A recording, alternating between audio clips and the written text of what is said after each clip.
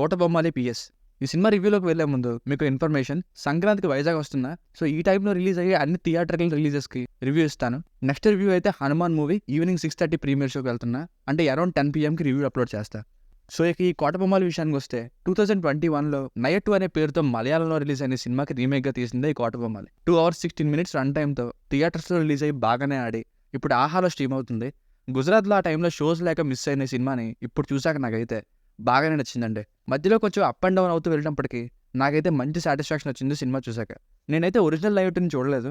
మెయిన్గా శ్రీకాంత్ గారిని ఈ రోల్లో చూడడం చాలా హ్యాపీగా అనిపించింది. మిగతా cinema flow, rating, plus and minus పాయింట్స్లో మాట్లాడదాం. ఫ్యామిలీతో చూడొచ్చా అంటే ఎస్ చూడొచ్చు, అడల్ట్ కంటెంట్ ఏం లేదు.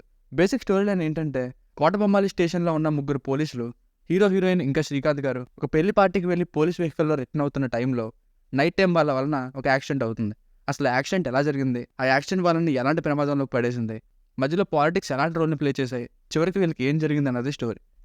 ప్లస్ పాయింట్స్, స్టార్టింగ్ ఒక 25 minutes అంతా ఇంట్రడక్షన్స్ అయ్యేంత వరకు ఆగితే అక్కడే ఒక పాయింట్ స్టార్ట్ అవుతుంది.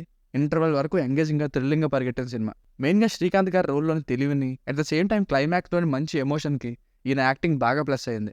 సినిమాకి హీరో హీరోయిన్స్గా రాహుల్ విజయ్ గారు ఇంకా శివాని రాజశేఖర్ గారు ఉన్నా సరే మెయిన్ లీడ్ మాత్రం శ్రీకాంత్ గారే. ఇతని కోసమే సినిమా మొత్తం అనేయొచ్చు. ఇతను తెలుగుగా ఆలోచించే కొన్ని సీన్స్ బాగా వర్క్ అయ్యాయి. అవే థ్రిల్లింగ్గా ముందుకు తీసుకెళ్లాయి. సినిమాకి హైప్ తెప్పించిన లింగిడి సాంగ్ బాగుంది. అండ్ బ్యాక్గ్రౌండ్ మ్యూజిక్ కానీ, సినిమాటోగ్రఫీ కానీ, స్టోరీ బ్యాక్డ్రాప్కి బాగా సూట్ అయ్యాయి. అలాగే మురళీ శర్మ గారు, వరలక్ష్మి శరత్ కుమార్ గారి యాక్టింగ్ బాగుంది. మైనస్ పాయింట్స్, స్టార్టింగ్ 25 minutes కొంచెం ఓపిక పట్టాలి. సినిమాలో మెయిన్ ప్లాట్ కంటే కూడా మాటి మాటికి పొలిటికల్ ప్రెషర్ని ఎక్కువ స్ట్రెస్ చేస్తారు. అఫ్కోర్స్ ఇప్పుడు రాబోతున్న ఎలక్షన్స్లో ఇదే రియాలిటీ అని చెప్పడానికి ఇది ఒక మంచి పాయింట్నే. బట్ టూ మచ్ హెవీగా స్ట్రెస్ చేశారనిపించింది. సినిమా ఒక లిమిట్కి రీచ్ అయ్యాక శివాని రాజశేఖర్ గారికి, రాహుల్ విజయ్ గారికి ఏడవడానికి, పరిగెట్టడానికి తప్ప ఇంకేం డైలాగ్స్ లేవు, చేయడానికి ఏమీ లేదు. సెకండ్ హాఫ్ కొంచెం దొరికిపోవడం, తప్పించుకోవడం లాగే ఒక క్యాట్ అండ్ మౌస్ గేమ్ లాగా ఒకే ఒక పాయింట్ మీద రన్ అవుతుంది. క్లైమాక్స్ నా వరకు అయితే బాగానే అనిపించింది, కానీ చాలామంది ఇంకొంచెం గ్రాండ్గా ఎక్స్పెక్ట్ చేయొచ్చు.